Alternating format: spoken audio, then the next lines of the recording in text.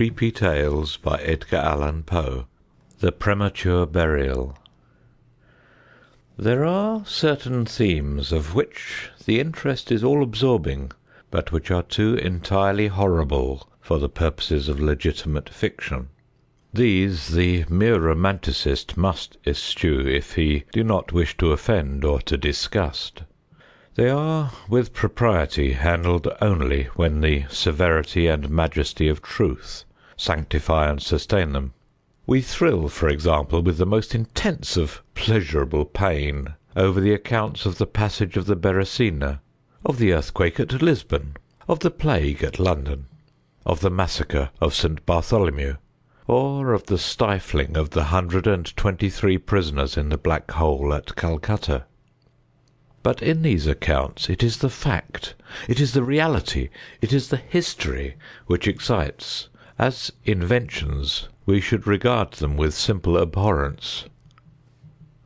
I have mentioned some few of the more prominent and august calamities on record, but in these it is the extent, not less than the character, of the calamity which so vividly impresses the fancy.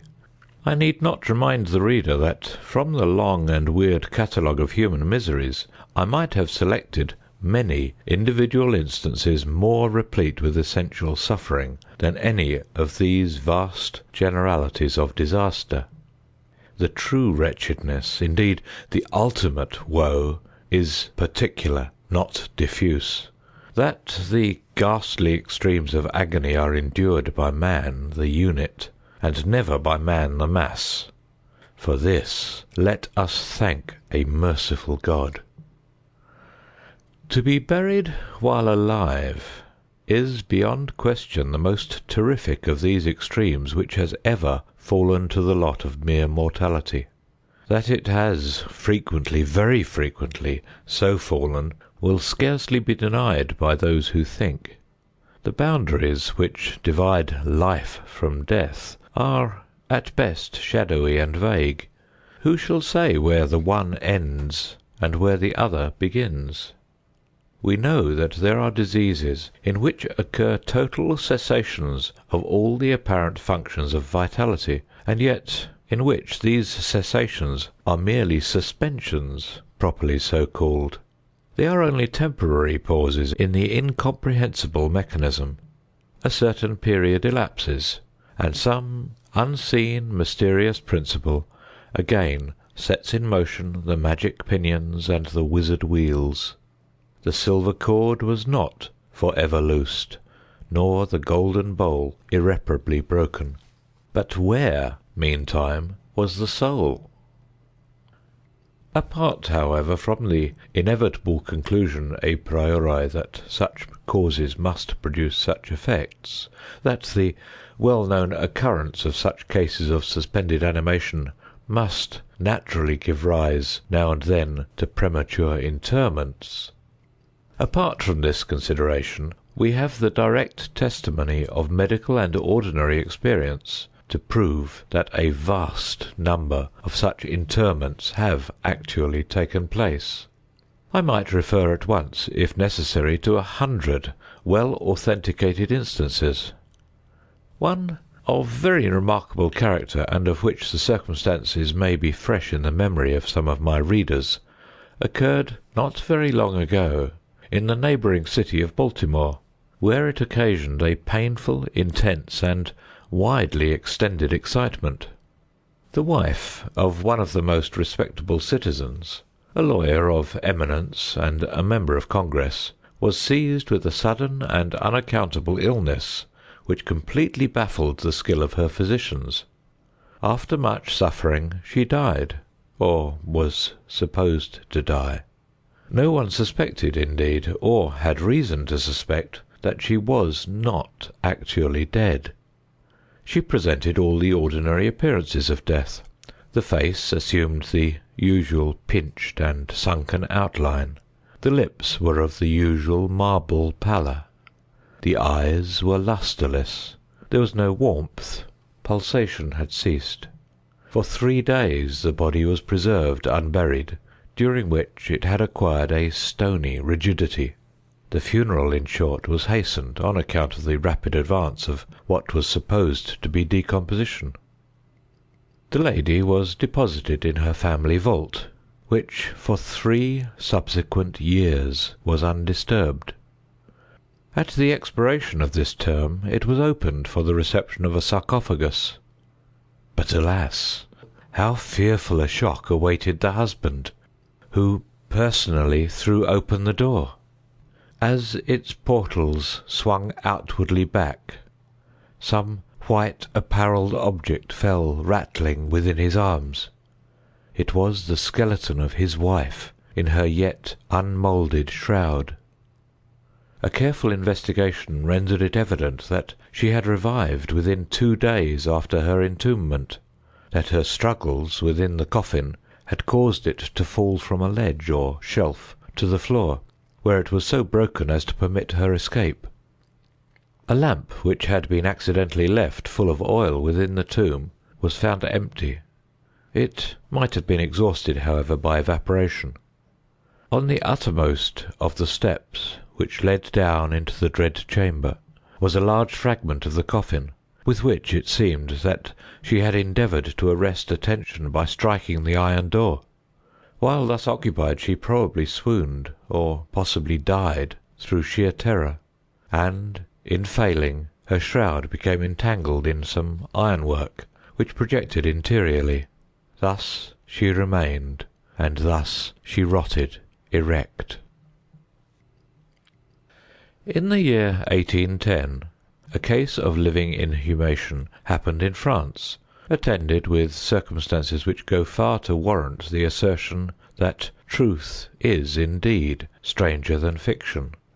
The heroine of the story was a Mademoiselle Victorine Lafourcade, a young girl of illustrious family, of wealth, and of great personal beauty. Among her numerous suitors was Julien Bossuet, a poor litterateur or journalist of Paris. His talents and general amiability had recommended him to the notice of the heiress, by whom he seems to have been truly beloved.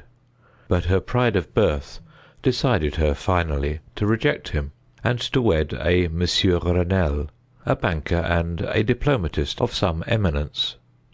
After marriage, however, this gentleman neglected and perhaps even more positively ill-treated her.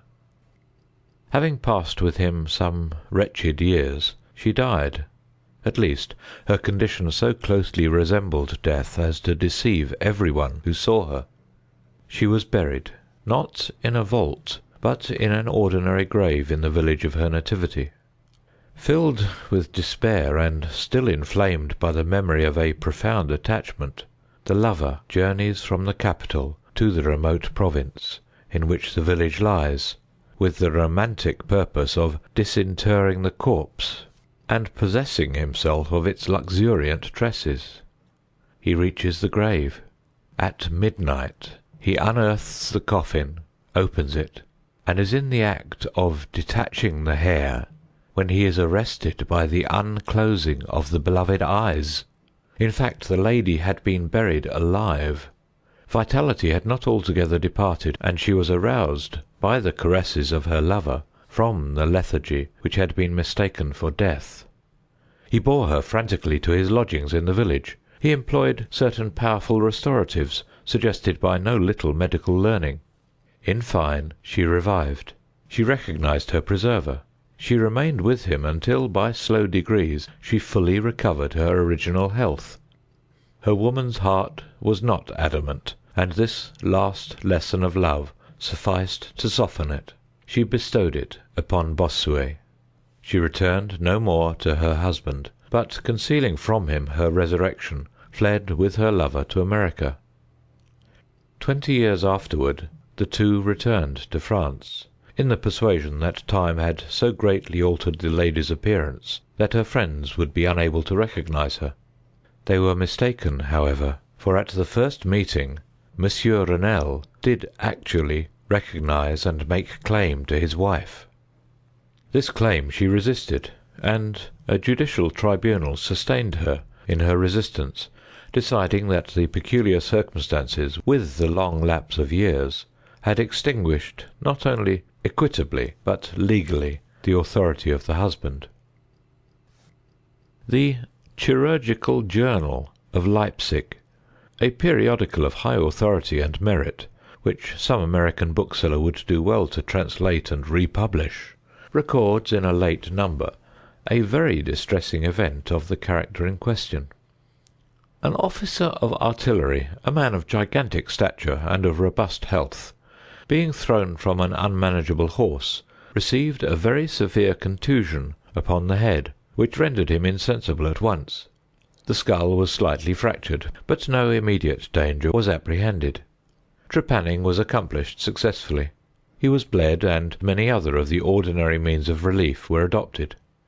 Gradually, however, he fell into a more and more hopeless state of stupor, and finally it was thought that he died. The weather was warm, and he was buried with indecent haste in one of the public cemeteries. His funeral took place on Thursday. On the Sunday following, the grounds of the cemetery were, as usual, much thronged with visitors, and about noon an intense excitement was created by the declaration of a peasant that while sitting upon the grave of the officer he had distinctly felt a commotion of the earth, as if occasioned by one struggling beneath. At first little attention was paid to the man's asseveration, but his evident terror, and the dogged obstinacy with which he persisted in his story, had at length their natural effect upon the crowd. Spades were hurriedly procured, and the grave, which was shamefully shallow, was in a few minutes so far thrown open that the head of its occupant appeared. He was then seemingly dead, but he sat nearly erect within his coffin, the lid of which, in his furious struggles, he had partially uplifted. He was forthwith conveyed to the nearest hospital, and there pronounced to be still living, although in an asphytic condition. After some hours he revived, recognized individuals of his acquaintance, and in broken sentences spoke of his agonies in the grave. From what he related, it was clear that he must have been conscious of life for more than an hour, while inhumed, before lapsing into insensibility. The grave was carelessly and loosely filled with an exceedingly porous soil, and thus some air was necessarily admitted. He heard the footsteps of the crowd overhead, and endeavoured to make himself heard in turn. It was the tumult within the grounds of the cemetery, he said, which appeared to awaken him from a deep sleep. But no sooner was he awake than he became fully aware of the awful horrors of his position. This patient, it is recorded, was doing well and seemed to be in a fair way of ultimate recovery, but fell a victim to the quackeries of medical experiment. The galvanic battery was applied, and he suddenly expired in one of those ecstatic paroxysms which occasionally it superinduces. The mention of the galvanic battery, nevertheless, recalls to my memory a well-known and very extraordinary case in point, where its action proved the means of restoring to animation a young attorney of London, who had been interred for 2 days. This occurred in 1831, and created at the time a very profound sensation wherever it was made the subject of converse. The patient, Mr. Edward Stapleton, had died, apparently of typhus fever, accompanied with some anomalous symptoms which had excited the curiosity of his medical attendants. Upon his seeming decease, his friends were requested to sanction a post-mortem examination, but declined to permit it. As often happens when such refusals are made, the practitioners resolved to disinter the body and dissect it at leisure, in private. Arrangements were easily effected with some of the numerous corps of body-snatchers with which London abounds, and upon the 3rd night after the funeral, the supposed corpse was unearthed from a grave 8 feet deep, and deposited in the opening chamber of one of the private hospitals. An incision of some extent had actually been made in the abdomen when the fresh and undecayed appearance of the subject suggested an application of the battery. One experiment succeeded another, and the customary effects supervened, with nothing to characterize them in any respect except upon one or two occasions, a more than ordinary degree of lifelikeness in the convulsive action. It grew late. The day was about to dawn, and it was thought expedient at length to proceed at once to the dissection. A student, however, was especially desirous of testing a theory of his own, and insisted upon applying the battery to one of the pectoral muscles. A rough gash was made, and a wire hastily brought in contact, when the patient, with a hurried but quite unconvulsive movement, arose from the table, stepped into the middle of the floor, gazed about him uneasily for a few seconds, and then spoke. What he said was unintelligible, but words were uttered. The syllabification was distinct. Having spoken, he fell heavily to the floor. For some moments all were paralysed with awe, but the urgency of the case soon restored them their presence of mind. It was seen that Mr. Stapleton was alive, although in a swoon. Upon exhibition of ether he revived, and was rapidly restored to health, and to the society of his friends, from whom, however, all knowledge of his resuscitation was withheld, until a relapse was no longer to be apprehended. Their wonder, their rapturous astonishment, may be conceived. The most thrilling peculiarity of this incident, nevertheless, is involved in what Mr. S. himself asserts.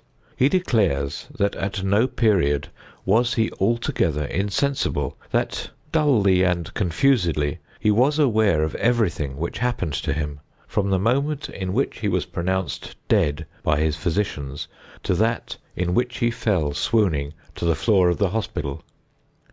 "I am alive," were the uncomprehended words which, upon recognizing the locality of the dissecting room, he had endeavoured, in his extremity, to utter. It were an easy matter to multiply such histories as these, but I forbear, for indeed we have no need of such to establish the fact that premature interments occur. When we reflect how very rarely, from the nature of the case, we have it in our power to detect them, we must admit that they may frequently occur without our cognizance. Scarcely, in truth, is a graveyard ever encroached upon for any purpose, to any great extent, that skeletons are not found in postures which suggest the most fearful of suspicions. Fearful indeed the suspicion, but more fearful the doom. It may be asserted, without hesitation, that no event is so terribly well adapted to inspire the supremeness of bodily and of mental distress, as is burial before death. The unendurable oppression of the lungs, the stifling fumes from the damp earth, the clinging to the death garments, the rigid embrace of the narrow house, the blackness of the absolute night, the silence, like a sea that overwhelms, the unseen but palpable presence of the conqueror worm. These things, with the thoughts of the air and grass above, with memory of dear friends who would fly to save us if but informed of our fate, and with consciousness that of this fate they can never be informed, that our hopeless portion is that of the really dead. These considerations, I say, carry into the heart which still palpitates a degree of appalling and intolerable horror from which the most daring imagination must recoil. We know of nothing so agonizing upon earth. We can dream of nothing half so hideous in the realms of the nethermost hell. And thus all narratives upon this topic have an interest profound, an interest nevertheless which, through the sacred awe of the topic itself, very properly and very peculiarly depends upon our conviction of the truth of the matter narrated. What I have now to tell is of my own actual knowledge, of my own positive and personal experience. For several years I had been subject to attacks of the singular disorder which physicians have agreed to term catalepsy, in default of a more definitive title. Although both the immediate and the predisposing causes, and even the actual diagnosis, of this disease are still mysterious, its obvious and apparent character is sufficiently well understood. Its variations seem to be chiefly of degree. Sometimes the patient lies for a day only, or even for a shorter period, in a species of exaggerated lethargy. He is senseless and externally motionless, but the pulsation of the heart is still faintly perceptible. Some traces of warmth remain, a slight colour lingers within the centre of the cheek, and upon application of a mirror to the lips we can detect a torpid, unequal, and vacillating action of the lungs. Then again, the duration of the trance is for weeks, even for months, while the closest scrutiny and the most rigorous medical tests fail to establish any material distinction between the state of the sufferer and what we conceive of absolute death. Very usually he is saved from premature interment solely by the knowledge of his friends that he has been previously subject to catalepsy, by the consequent suspicion excited, and above all by the non-appearance of decay. The advances of the malady are, luckily, gradual. The first manifestations, although marked, are unequivocal. The fits grow successively more and more distinctive, and endure each for a longer term than the preceding. In this lies the principal security from inhumation. The unfortunate, whose first attack should be of the extreme character which is occasionally seen, would almost inevitably be consigned alive to the tomb. My own case differed in no important particular from those mentioned in medical books. Sometimes, without any apparent cause, I sank little by little into a condition of hemi-syncope, or half-swoon, and in this condition, without pain, without ability to stir, or, strictly speaking, to think, but with a dull, lethargic consciousness of life, and of the presence of those who surrounded my bed, I remained, until the crisis of the disease restored me suddenly to perfect sensation. At other times I was quickly and impetuously smitten. I grew sick and numb, and chilly, and dizzy, and so fell prostrate at once. Then, for weeks, all was void, and black, and silent, and nothing became the universe. Total annihilation could be no more. From these latter attacks I awoke, however, with a gradation slow in proportion to the suddenness of the seizure. Just as the day dawns to the friendless and houseless beggar who roams the streets throughout the long, desolate winter night, just so tardily, just so wearily, just so cheerily came back the light of the soul to me. Apart from the tendency to trance, however, my general health appeared to be good, nor could I perceive that it was at all affected by the one prevalent malady, unless, indeed, an idiosyncrasy in my ordinary sleep may be looked upon as superinduced. Upon awaking from slumber, I could never gain at once thorough possession of my senses, and always remained for many minutes in much bewilderment and perplexity, the mental faculties in general, but the memory in especial, being in a condition of absolute abeyance. In all that I endured there was no physical suffering, but of moral distress an infinitude. My fancy grew charnel. I talked of worms, of tombs and epitaphs. I was lost in reveries of death, and the idea of premature burial held continual possession of my brain. The ghastly danger to which I was subjected haunted me day and night. In the former, the torture of meditation was excessive; in the latter, supreme. When the grim darkness overspread the earth, then, with every horror of thought, I shook as the quivering plumes upon the hearse. When nature could endure wakefulness no longer, it was with a struggle that I consented to sleep, for I shuddered to reflect that upon waking I might find myself the tenant of a grave.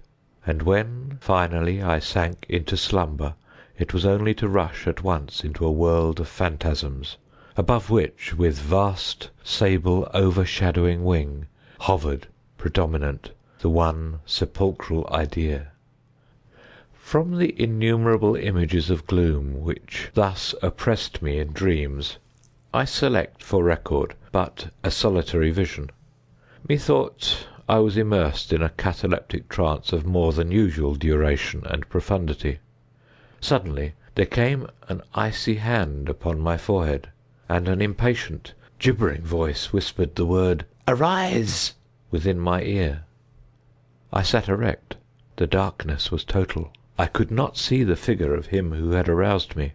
I could call to mind neither the period at which I had fallen into the trance, nor the locality in which I then lay.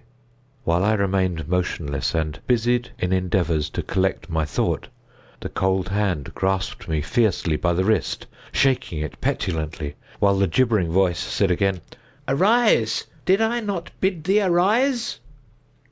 "And who," I demanded, "art thou?" "I have no name in the regions which I inhabit," replied the voice, mournfully. "I was mortal, but am fiend. I was merciless, but am pitiful. Thou dost feel that I shudder. My teeth chatter as I speak, yet it is not with the chilliness of the night without end. But this hideousness is insufferable. How canst thou tranquilly sleep? I cannot rest for the cry of these great agonies. These sights are more than I can bear.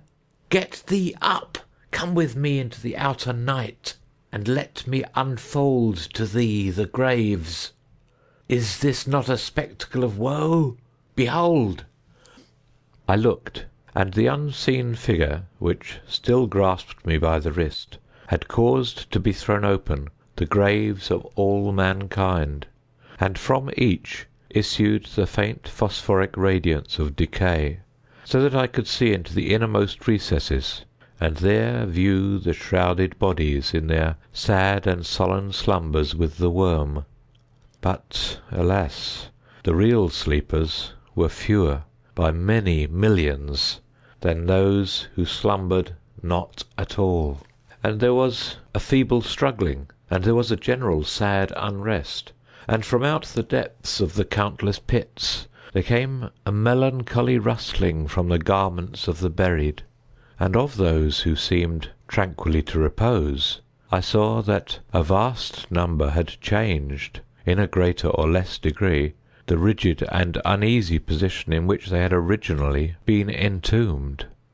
And the voice again said to me as I gazed, "Is it not, oh, is it not a pitiful sight?" But before I could find words to reply, the figure had ceased to grasp my wrist. The phosphoric lights expired, and the graves were closed with a sudden violence, while from out them arose a tumult of despairing cries, saying again, "Is it not, O God, is it not a very pitiful sight?"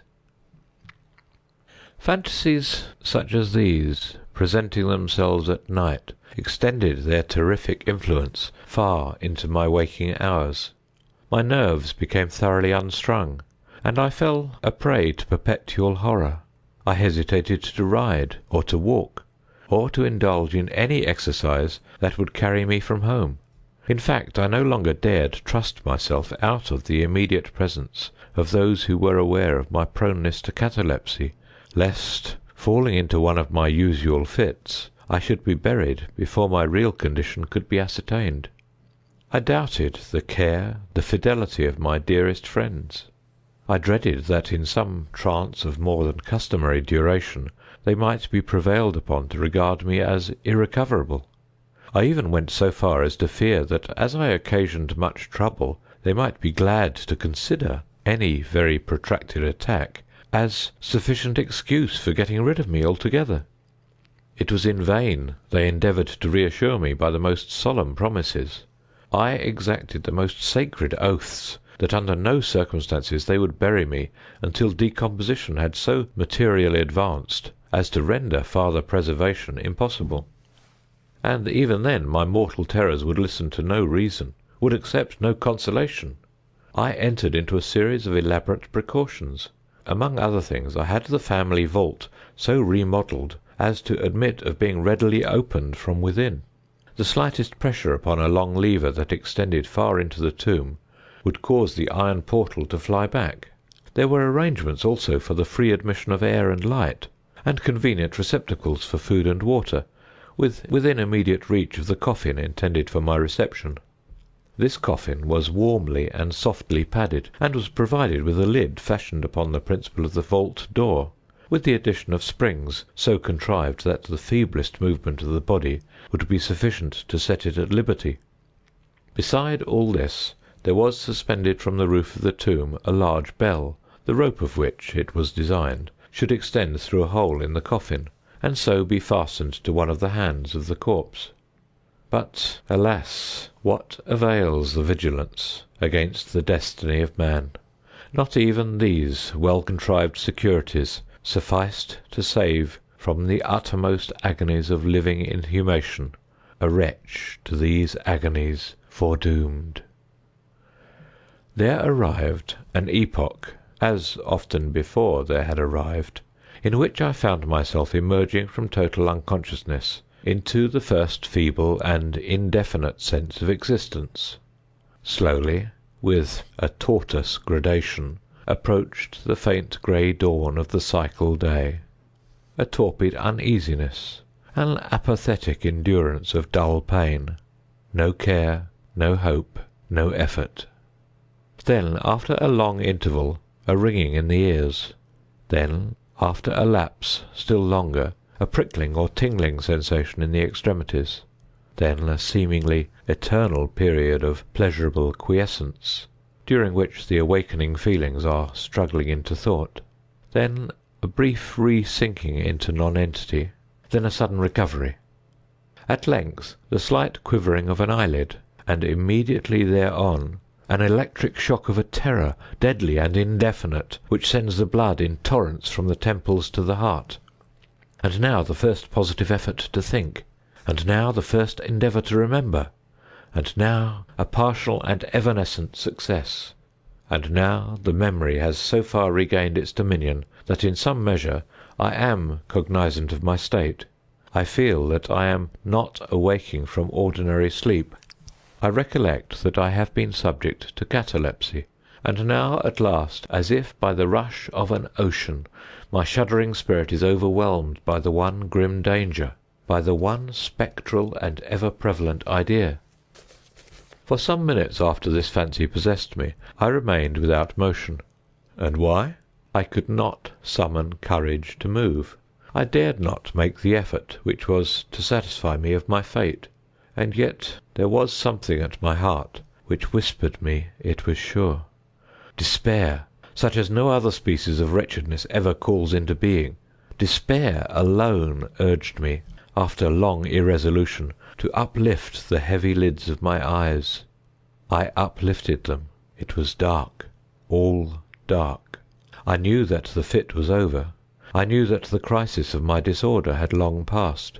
I knew that I had now fully recovered the use of my visual faculties, and yet it was dark, all dark, the intense and utter raylessness of the night that endureth for evermore. I endeavoured to shriek, and my lips and my parched tongue moved convulsively together in the attempt, but no voice issued from the cavernous lungs, which, oppressed as if by the weight of some incumbent mountain, gasped and palpitated with the heart at every elaborate and struggling inspiration. The movement of the jaws, in this effort to cry aloud, showed me that they were bound up, as is usual with the dead. I felt, too, that I lay upon some hard substance, and by something similar my sides were also closely compressed. So far I had not ventured to stir any of my limbs, but now I violently threw up my arms, which had been lying at length with the wrists crossed. They struck a solid wooden substance, which extended above my person at an elevation of not more than 6 inches from my face. I could no longer doubt that I reposed within a coffin at last. And now, amid all my infinite miseries, came sweetly the cherub hope, for I thought of my precautions. I writhed, and made spasmodic exertions to force open the lid. It would not move. I felt my wrists for the bell-rope. It was not to be found. and now the comforter fled for ever, and a still sterner despair reigned triumphant, for I could not help perceiving the absence of the paddings which I had so carefully prepared. And then, too, there came suddenly to my nostrils the strong, peculiar odour of moist earth. The conclusion was irresistible. I was not within the vault. I had fallen into a trance while absent from home, while among strangers, when or how I could not remember, and it was they who had buried me as a dog, nailed up in some common coffin, and thrust deep, deep, and for ever into some ordinary and nameless grave. As this awful conviction forced itself thus into the innermost chambers of my soul, I once again struggled to cry aloud, and in this second endeavour I succeeded. A long, wild, and continuous shriek, or yell of agony, resounded through the realms of the subterranean night. "Hello, hello there," said a gruff voice in reply. "What the devil's the matter now?" said a second. "Get out of that," said a third. "What do you mean by yowling in that 'ere kind of style, like a cattymount?" said a fourth, and hereupon I was seized and shaken without ceremony for several minutes by a junto of very rough-looking individuals. They did not arouse me from my slumber, for I was wide awake when I screamed, but they restored me to the full possession of my memory. This adventure occurred near Richmond in Virginia. Accompanied by a friend, I had proceeded upon a gunning expedition some miles down by the banks of the James River. Night approached, and we were overtaken by a storm. The cabin of a small sloop lying at anchor in the stream, and laden with garden mould, afforded us the only available shelter. We made the best of it, and passed the night on board. I slept in one of the only 2 berths in the vessel, and the berths of a sloop of 60 or 20 tons need scarcely be described. That which I occupied had no bedding of any kind. Its extreme width was 18 inches. The distance of its bottom from the deck overhead was precisely the same. I found it a matter of exceeding difficulty to squeeze myself in.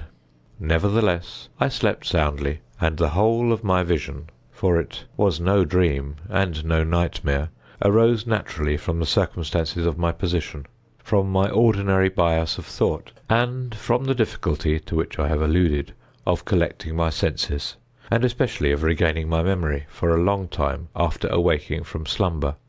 The men who shook me were the crew of the sloop, and some labourers engaged to unload it. From the load itself came the earthy smell. The bandage about the jaws was a silk handkerchief, in which I had bound up my head, in default of my customary nightcap. The tortures endured, however, were indubitably quite equal for the time to those of actual sepulture. They were fearfully, they were inconceivably hideous. But out of evil proceeded good, for their very excess wrought in my spirit an inevitable revulsion. My soul acquired tone, acquired temper. I went abroad, I took vigorous exercise, I breathed the free air of heaven. I thought upon other subjects than death. I discarded my medical books. Buchan I burned. I read no night thoughts, no fustian about churchyards, no bugaboo tales such as this. In short, I became a new man, and lived a man's life. From that memorable night I dismissed for ever my charnel apprehensions, and with them vanished the cataleptic disorder, of which, perhaps, they had been less the consequence than the cause. There are moments when, even to the sober eye of reason, the world of our sad humanity may assume the semblance of a hell. But the imagination of man is no Carathis, to explore with impunity its every cavern.